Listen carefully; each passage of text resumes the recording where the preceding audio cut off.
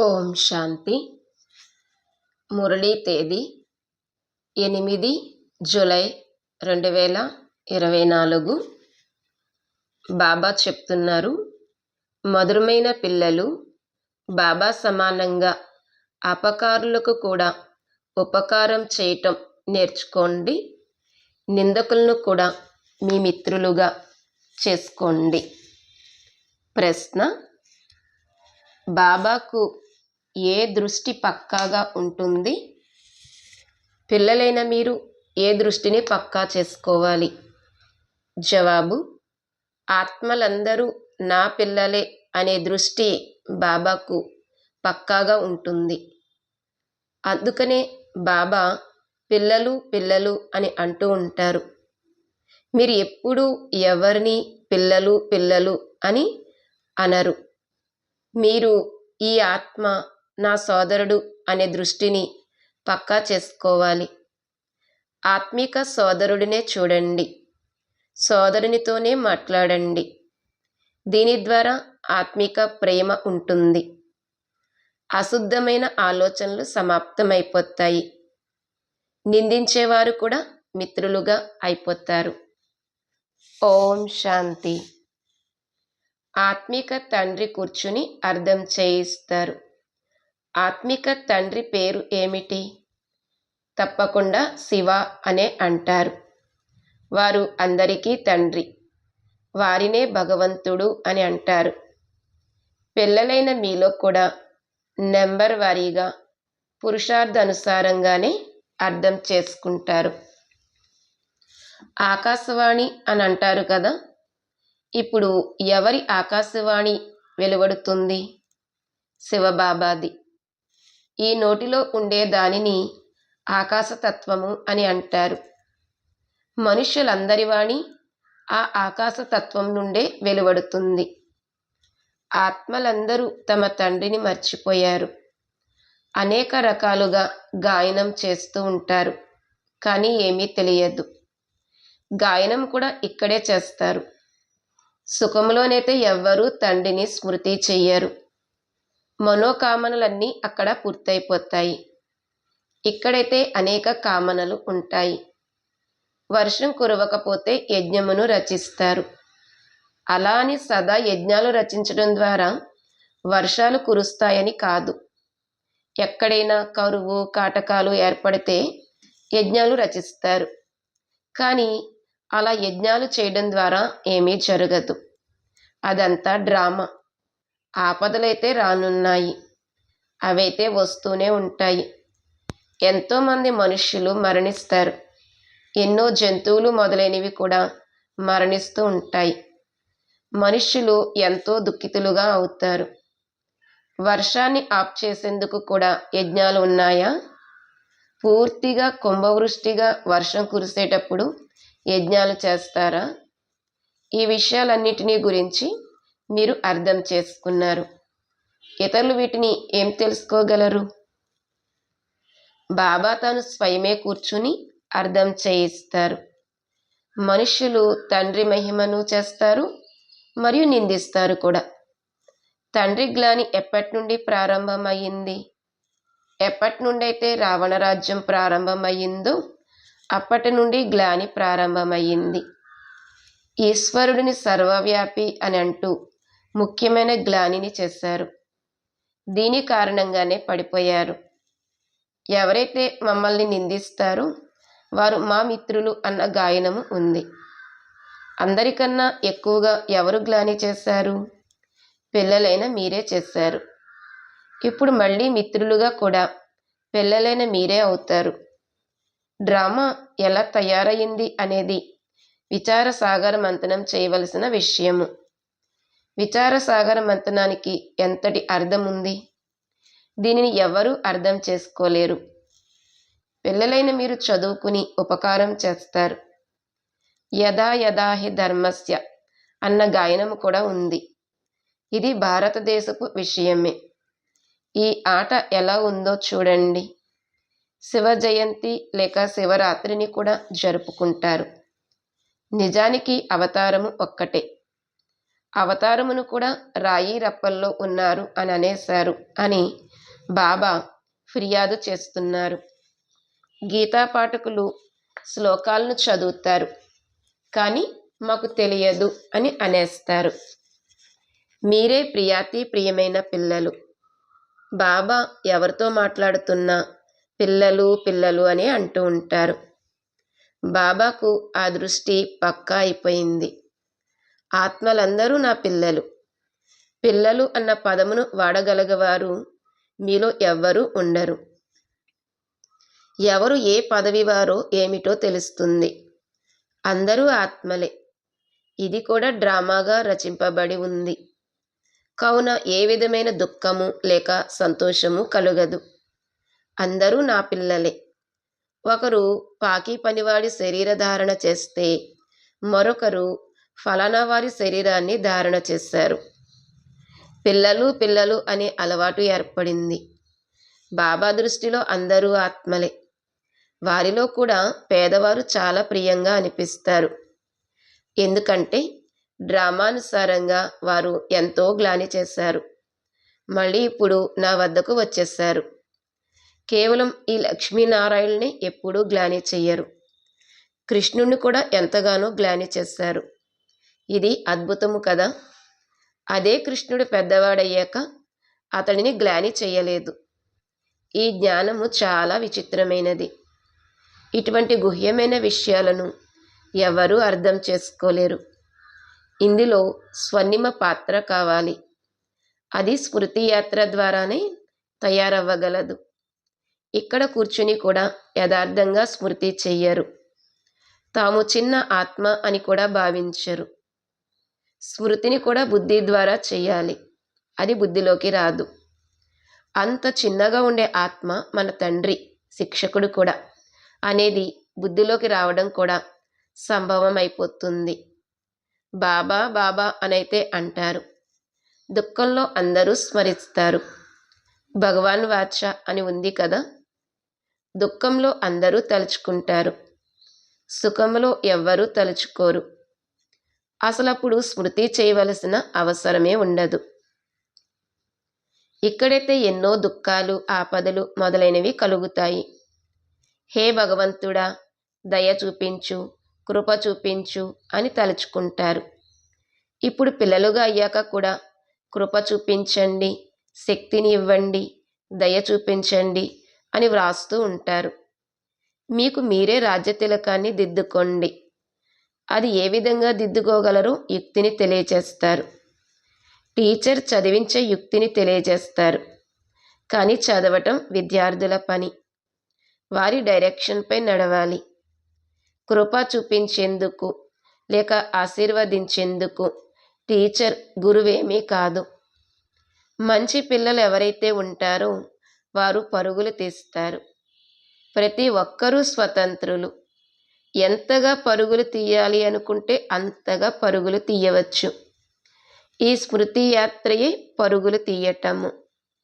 ఒక్కొక్క ఆత్మ స్వతంత్రమైనది. సోదరీ సోదరుల సంబంధం నుండి కూడా విడిపించేస్తారు. సోదరులుగా భావించిన అశుద్ధ దృష్టి వదలదు. అది తన పని తాను చేసుకుంటూ ఉంటుంది. ఈ సమయంలో మనుషుల అంగాలన్నీ అసురీగా ఉన్నాయి. ఎవరినైనా తంతే లేక గుద్దితే మరి ఆ అంగాలు అసురీ అంగాలు కదా. అంగములు అసురీగా ఉన్నాయి. అక్కడ ఏ అంగము అసురత్వముతో ఉండదు. ఇక్కడ అంగముతోనూ అసురీ పనులు చేస్తూ ఉంటారు. అన్నింటికన్నా అశుద్ధమైన అంగాలు ఏవి? కళ్ళు. వికారపు ఆశ పూర్తవ్వకపోతే ఇక చేతులు పనిచేయడం మొదలవుతాయి. మొదట కళ్ళు చూస్తాయి. అందుకనే సూరదాసుని కథ కూడా ఉంది కదా. శివబాబా ఏ శాస్త్రాలను చదవలేదు. ఈ రథము చదివాడు. శివబాబాను జ్ఞానసాగరుడు అని అంటారు. శివబాబా ఏ పుస్తకమును చేపట్టరని మీరు అర్థం చేసుకున్నారు. నేను జ్ఞానసాగరుడిని, బీజరూపిడిని. ఇది సృష్టిరూపీ వృక్షము. దాని రచయిత తండ్రి, తాను బీజము. నా నివాస స్థానము మూలవతనంలో ఉంది. ఇప్పుడు నేను ఈ శరీరంలో విరాజమానమే ఉన్నాను అని బాబా అర్థం చేయిస్తున్నారు. నేను ఈ మనుష్య సృష్టికి బీజరూపమును, పరంపిత పరమాత్మను అని ఇంకెవ్వరూ ఈ విధంగా అనజాలరు. నేను ఈ మనిషి సృష్టికి బీజరూపమును, పరంపిత పరమాత్మను అని ఇంకెవ్వరూ ఈ విధంగా అనలేరు. వివేకవంతులైన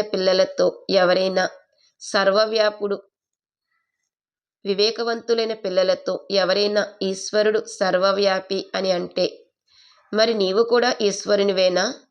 నీవు అల్లావా, సాయివా? అది జరగదు కదా అని అనేస్తారు. కానీ ఈ సమయంలో ఎవరు వివేకవంతులుగా లేరు. అల్లాను గురించి కూడా ఎవరికీ తెలియదు. నేను అల్లాను అని వారు స్వయము అంటారు. వారు కూడా ఇంగ్లీష్లో ఆమ్ని ప్రెజెంట్ అనగా సర్వవ్యాపి అని అంటారు.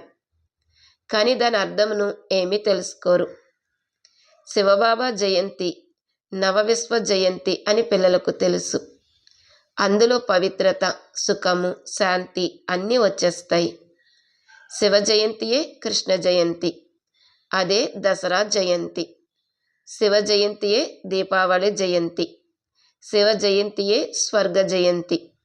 అందులో అన్ని జయంతులు వచ్చేస్తాయి. ఈ కొత్త విషయాలన్నింటినీ బాబాయే కూర్చుని అర్థం చేయిస్తారు. శివ జయంతి శివాలయ జయంతి, వేశ్యాలయ వర్ధంతి. శివ జయంతి శివాలయ జయంతి, వేశ్యాలయ వర్ధంతి. బాబా కూర్చుని అన్ని కొత్త విషయాలను అర్థం చేయిస్తారు. శివ జయంతియే కొత్త విశ్వానికి జయంతి. విశ్వంలో శాంతి ఏర్పడాలి అని కోరుకుంటారు కదా. మీరు ఎంత బాగా అర్థం చేయించినా కూడా వారు తెలుసుకోరు. అజ్ఞానాంధకారంలో పడి ఉన్నారు కదా. భక్తి చేస్తూ మెట్లు దిగుతూనే ఉంటారు. నేను వచ్చి అందరికీ సద్గతిని ఇస్తాను అని బాబా అంటారు. స్వర్గ నరకాల రహస్యాన్ని పిల్లలైన మీకు బాబా అర్థం చేయిస్తారు. వార్తాపత్రికలు ఏవైతే మిమ్మల్ని గ్లాని చేస్తాయో వారికి, మమ్మల్ని నిందించేవారు కూడా మా మిత్రులే. మేము మీకు కూడా సద్గతిని ప్రాప్తింపచేస్తాము. మీకు ఎంత కావాలనుకుంటే అంతగా నిందించండి. స్వయంగా ఈశ్వరునే గ్లాని చేస్తూ ఉంటారు. ఇంకా మమ్మల్ని నిందిస్తే ఏముంది? మీ సద్గతిని కూడా మేము తప్పకుండా చేస్తాము. మీకు ఇష్టం లేకపోయినా ముక్కు పట్టుకుని కూడా తీసుకువెళ్తాము అని వ్రాయండి. ఇందులో భయపడే విషయం ఏమీ లేదు. ఏదైతే చేస్తారో దానిని కల్పపూర్వం కూడా చేశారు. బీకేలమైన మేమైతే అందరి సద్గతిని చేస్తాము అని అంటూ బాగా అర్థం చేయించాలి. అబలలపై కల్పపూర్వం కూడా అత్యాచారాలు జరిగాయి. ఇది పిల్లలు మర్చిపోతారు. బేహద్ పిల్లలందరూ నన్ను గ్లాని చేస్తున్నారు అని బాబా అంటారు. అందరికన్నా ప్రియమైన మిత్రులు పిల్లలే. పిల్లలు పుష్పాల వంటివారు. తల్లిదండ్రులు పిల్లలను ముద్దు పెట్టుకుంటారు, తల పైకి ఎక్కించుకుంటారు, వారికి సేవలు చేస్తారు. బాబా కూడా పిల్లలైన మీకు సేవ చేస్తారు. ఇప్పుడు మీకు ఈ జ్ఞానం లభించింది. దానిని మీరు మీ తోడుగా తీసుకుని వెళ్తారు. ఎవరైతే తీసుకువెళ్లరో వారికి కూడా డ్రామాలో పాత్ర ఉంది. వారు అదే పాత్రను అభినయిస్తారు. లెక్కాచారాలను తీర్చుకుని ఇంటికి వెళ్ళిపోతారు. వారు స్వర్గాన్ని చూడలేరు. అందరూ స్వర్గాన్ని చూడరు కదా. ఈ డ్రామా రచింపబడి ఉంది. ఎన్నో పాపాలు చేస్తారు, ఆలస్యంగా వస్తారు. తమోప్రధానులు చాలా ఆలస్యంగా వస్తారు. ఈ రహస్యం కూడా బాగా అర్థం చేసుకోవలసిన రహస్యము. మంచి మంచి మహారథులైన పిల్లలపై కూడా గ్రహచారం కూర్చుంటే వెంటనే కోపం వచ్చేస్తుంది. తర్వాత ఉత్తరం కూడా వ్రాయరు. వారికి మురళిని పంపించటం ఆపమని బాబా కూడా అంటారు. అలాంటి వారికి బాబా ఖజానాను పంపడంలో లాభం ఏముంది? మళ్ళీ వారు కళ్ళు తెరుచుకుంటే పొరపాటు అయ్యింది అని అంటారు. కొందరైతే లెక్క చేయరు. అంతటి పొరపాటు చేయకూడదు. ఇలా ఎంతోమంది ఉన్నారు. బాబాను స్మృతి కూడా చెయ్యరు. ఎవరిని తమ సమానంగా కూడా తయారు చెయ్యరు. బాబా, మేము మిమ్మల్ని ప్రతి క్షణము తలుచుకుంటున్నాము అని బాబాకు వ్రాయాలి. కొందరైతే ఫలానా వారికి ప్రియ స్మృతులు చెప్పండి అని అందరి పేర్లు రాసేస్తారు. ఆ స్మృతులు ఏమైనా సత్యమైనవా? ఇక్కడ అసత్యత కొనసాగదు. లోపల మనసు తింటూ ఉంటుంది. పిల్లలకైతే చాలా మంచి మంచి పాయింట్లను అర్థం చేయిస్తూ ఉంటారు. రోజు రోజు బాబా గుహ్యాతి గుహ్యమైన విషయాలను అర్థం చేయిస్తూ ఉంటారు. దుఃఖం యొక్క పర్వతాలు పడనున్నాయి. సత్యుగంలో దుఃఖము అనే మాటే ఉండదు. ఇప్పుడు ఇది రావణ రాజ్యము. మైసూరు మహారాజు కూడా రావణుడు మొదలైన వారి బొమ్మలను తయారు చేయించి దసరాను బాగా జరుపుతాడు. రాముణ్ణి భగవంతుడు అని అంటారు. రాముని సీత దొంగలించబడింది. మరి అతడు సర్వశక్తివంతుడైతే అతడి సీత ఎలా దొంగలించబడగలదు? నేను వచ్చి సత్యఖండమును సత్యధర్మమును స్థాపన చేస్తాను. సత్యఖండము అని సత్యుగాన్ని, అసత్యఖండము అని కలియుగాన్ని అంటారు. ఇప్పుడు బాబా అసత్యఖండమును సత్యఖండముగా తయారు చేస్తారు. అచ్చా, మధురాతి మధురమైన ఆత్మీక పిల్లలకు మాతాపిత బాప్దాదాల ప్రియ స్మృతులు మరియు గుడ్ మార్నింగ్. ఆత్మిక పిల్లలకు ఆత్మిక తండ్రి నమస్తే. ఆత్మిక తండ్రికి ఆత్మిక పిల్లల యొక్క ప్రియ స్మృతులు నమస్తే మరియు గుడ్ మార్నింగ్. ధారణ కొరకు ముఖ్యమైన పాయింట్స్. మొదటి పాయింట్, ఈ గుహ్యమైన లేక ఆసక్తికరమైన జ్ఞానమును అర్థం చేసుకునేందుకు బుద్ధిని స్మృతి యాత్ర ద్వారా బంగారు పాత్రగా తయారు చేసుకోవాలి. స్మృతి రేసును చేయాలి. రెండవ పాయింట్, బాబా డైరెక్షన్లో నడుస్తూ చదువును ధ్యానంతో చదువుకుని మీపై మీరే కృపను లేక ఆశీర్వాదమును చూపుకోవాలి. మీకు మీరే రాజ్య తిలకమును దిద్దుకోవాలి. నిందించే వారిని మీ మిత్రులుగా భావిస్తూ వారికి కూడా సద్గతిని ప్రాప్తింపచేయాలి. వరదానము: పైనుండి అవతరించిన అవతారమూర్తులుగా అయి సేవ చేసే సాక్షాత్కారమూర్తి భవ. పైనుండి అవతరించిన అవతారమూర్తులుగా అయి సేవ చేసే సాక్షాత్కారమూర్తి భవ. వరదానం యొక్క వివరణ: బాబా సేవ కొరకు వతనం నుండి కిందకు వచ్చినట్లుగా మనము కూడా సేవ కొరకు వతనం నుండి వచ్చాము అని అనుభవం చేసుకుంటూ సేవ చేసినట్లయితే సదా అతీతులుగా మరియు బాబా సమానంగా విశ్వమునకు ప్రియమైన వారుగా అయిపోతారు. పైనుండి క్రిందకు రావటము అనగా అవతారమూర్తులుగా అయి అవతరించి సేవ చెయ్యటము.